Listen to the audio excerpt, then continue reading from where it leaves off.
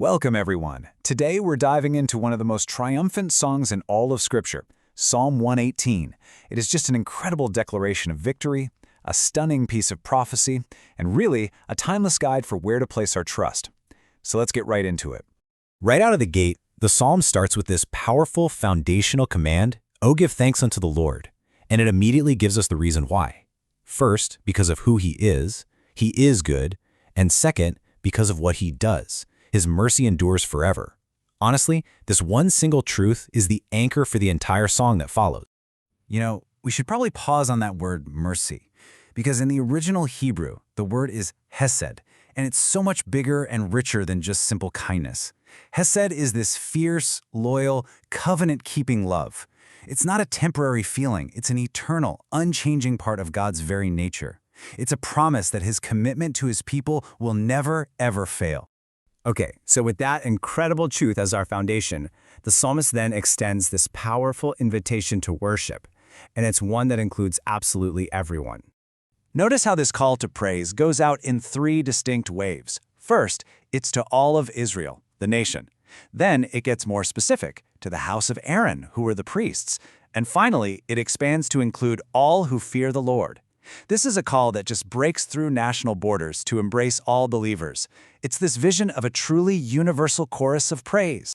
And this is where it gets really personal. The point here is that this call isn't just for a select few or for the spiritual leaders. Nope, it's for you and it's for me. Every single person who has trusted in God has their own story, their own testimony of His enduring mercy. And that gives each of us a vital part to play in this global chorus of thanksgiving. And now, the psalm makes this really dramatic shift. It zooms in from that grand, corporate call to worship to the intensely personal story of one individual's struggle and God's absolutely incredible rescue. So the psalmist describes his situation as distress. And the original Hebrew word, it paints this picture of being in a narrow, tight, constricted place. I mean, can you imagine that feeling? Being trapped, suffocated, with absolutely no way out on your own. It's a feeling of complete desperation. So from that impossible tight place, what does he do? He cries out to God. The sequence is so simple, but it is so incredibly powerful. I called, the Lord answered. And the answer wasn't just some small escape hatch. No, God set him in a large place, a place of freedom, of breath, of total security.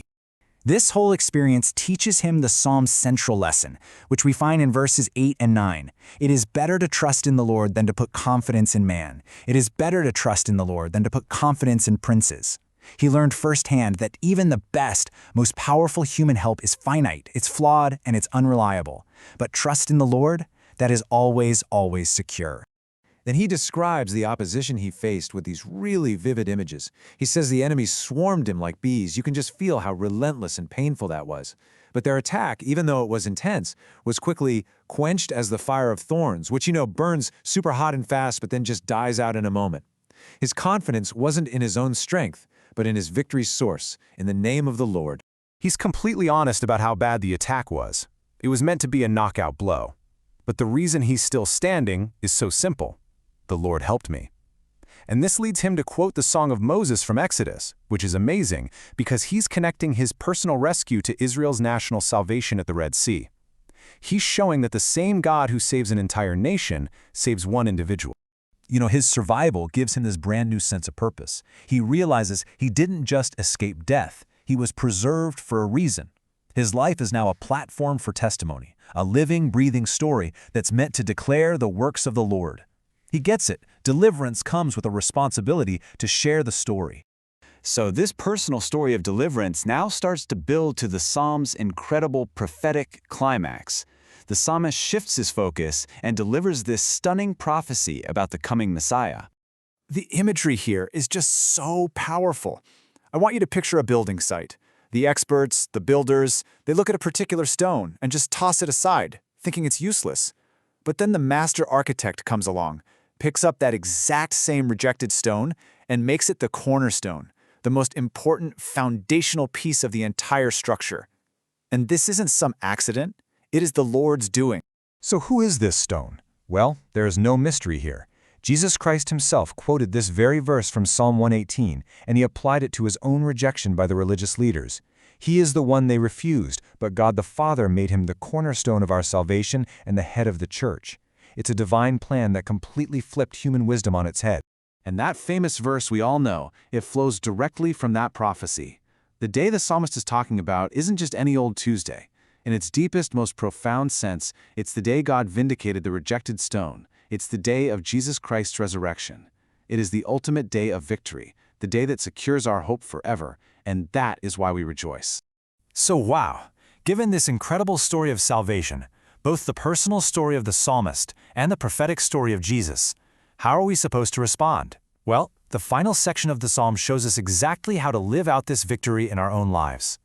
The psalmist cries out, "Save now," which in Hebrew is Hosanna, and that word should definitely ring a bell. It's the exact word the crowd shouted as Jesus entered Jerusalem on Palm Sunday. It's this amazing word that is both a desperate plea for help and, at the same time, a triumphant shout of praise, recognizing the King who has come to bring salvation. The psalm says, "God is the Lord which has showed us light." He has broken through the darkness of our distress, the darkness of our sin, and our hopelessness. And you know, when God shines His light into our lives like that, it demands a response of gratitude and dedication from us. So here are our practical steps, drawn right from the text. First, just like the psalmist, we have to declare His works. We have to use our lives as a testimony. Second, we live lives of constant thanksgiving, praising Him for who He is and for everything He's done. And third, we respond to His light by binding ourselves to Him, dedicating our lives completely as a living sacrifice, holding nothing back. All of this powerful public worship, it ultimately has to flow from a deep personal relationship.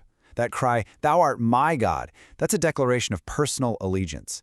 Our praise is most powerful when it comes from a heart that truly knows Him as our own Lord and our own God. And just like that, the psalm brings us full circle. After this incredible journey of personal deliverance and mind-blowing prophecy, we land right back on the foundational truth that anchors everything. Let this be our declaration too. Oh, give thanks unto the Lord, for He is good, for His mercy endureth forever. You see, this truth isn't just an ancient song. It's a present reality. It's a banner over your life right now. So the question for all of us is this: when the world sees you today, your words, your actions, your response to pressure, what part of God's enduring mercy will they get to witness? How will you declare it? Thank you so much for joining us on this journey through Psalm 118. This has been a presentation from the You Need Faith in Jesus team.